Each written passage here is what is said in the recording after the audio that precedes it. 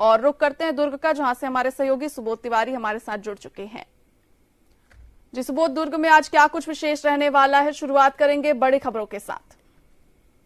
जी, अगर दुर्ग में कोरोना की बात करें तो कोरोना को लेकर एक बड़ी बुरी खबर है कि 150 से भी ज्यादा कोरोना के मरीज बढ़ गए हैं और एक व्यक्ति की मौत हुई है कोरोना से। हालांकि उसे किडनी और लीवर की बीमारी थी और काफी समय से रायपुर के ही एक बड़े अस्पताल में उसका इलाज चल रहा था। बावजूद इसके उसे कोरोना हुआ और कोरोना की वजह से ही उसकी मौत हो गई। और बताया जा रहा है कि दुर्घटना में एक व्यक्ति की मौत हुई थी, जब लैब टेस्ट किया गया तो उसकी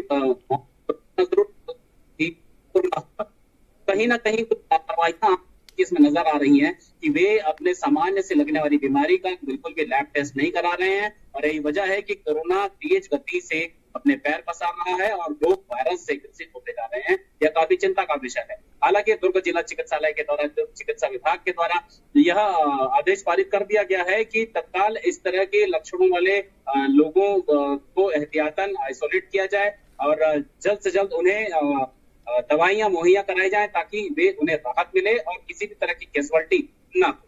दूसरी बड़ी बात है सारिका जी की अगर बात करें दुर्ग जिले के किसानों की, तो एक बड़ी अच्छी खबर है, सुखद खबर है कि 8,000 करोड़ रुपए का प्रीमियम जमा करने वाले किसानों को जो नुकसान होता है फसल का, उसका 47 करोड़ से भी ज्यादा की रकम स्वीकृत हो गई है।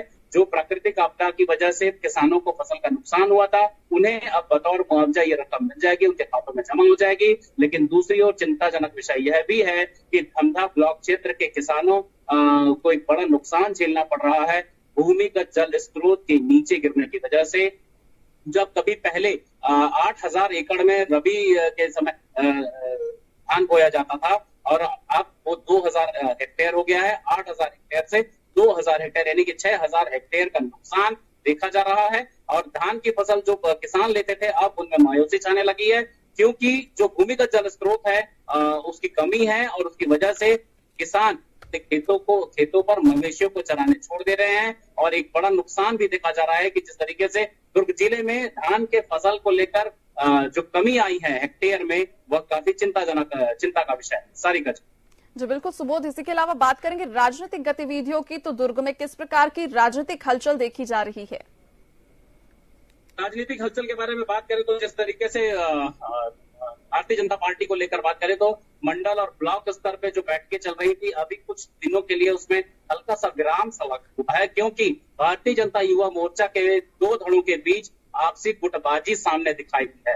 कहा जा रहा है कि एक पुराने वरिष्ठ कद्दावर नेता के पुत्र और एक नव नियुक्त भाजयुमो अध्यक्ष के बीच में जो पिछले दिनों भिलाई में पुतला दहन हुआ था, तो 2 चौराहों पर इस पुतले दहन की योजना हो गई और एक चौराहे पर सबसे ज्यादा भीड़ हुई और दूसरे चौराहे पर बहुत कम। तो यह मनमुटाव की स्थिति निर्मित हो गई। उसकी वजह से भारतीय जनता युवा मोर्चा में यह मनमुटाव हो सकता है आगे चलकर किसी भी राजनीतिक गतिविधियों में फर्क ला दे। और यही वजह है कि अभी भारतीय जनता पार्टी फिलहाल बूथ स्तर पे हालांकि काम तो कर रही है, बहुत ज्यादा प्रभावशाली तरीके से यह काम नहीं हो रहा है। दूसरा बात करें अगर प्रशासनिक विभागों की, तो खासकर दुर्ग जिले के पुलिस प्रशासन की, तो highly integrated traffic management system यानी कि ITMS के कुछ ऐसे कैमरे लगाए गए हैं लगभग 25 चौराहों पर, जहां पर तेज रफ्तार गुजरने वाले वाहनों को इंडिकेट कर लिया जाएगा और उनके चेहरे पहचान लिए जाएंगे। जो वाहन चालक है उनके नंबर प्लेट की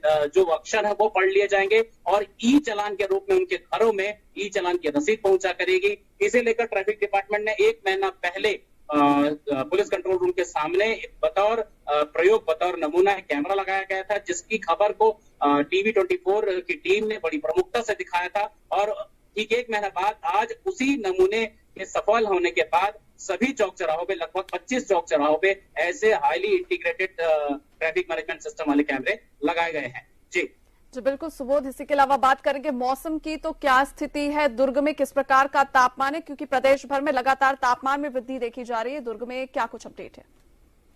सारिका जी, मौजूदा मौसम के हाल को देखते हुए बहुत अच्छा सवाल है कि लगातार मौसम के तापमान में वृद्धि हो रही है। जहां 40 से 40 डिग्री पिछले दिनों जो तापमान बताया गया था, वह अब 42 डिग्री की ओर अग्रसर है। जी हाँ, रात का तापमान भी बेहद गर्म है, वह 27 डिग्री तक पहुंच चुका है।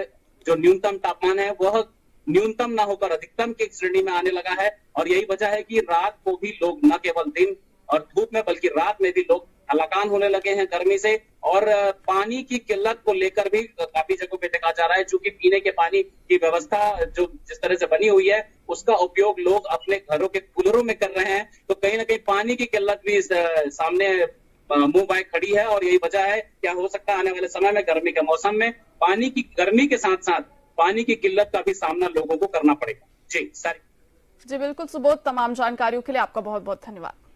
तो ये थी दुर्ग की तमाम बड़ी खबरें जो आज दिन भर सुर्खियों में बने रहने वाली है। वहीं दुर्ग में कोरोना से एक व्यक्ति की मौत भी हो गई है और छत्तीसगढ़ में आज 135 नए मरीज मिले जो पिछले दिनों की तुलना में कम है।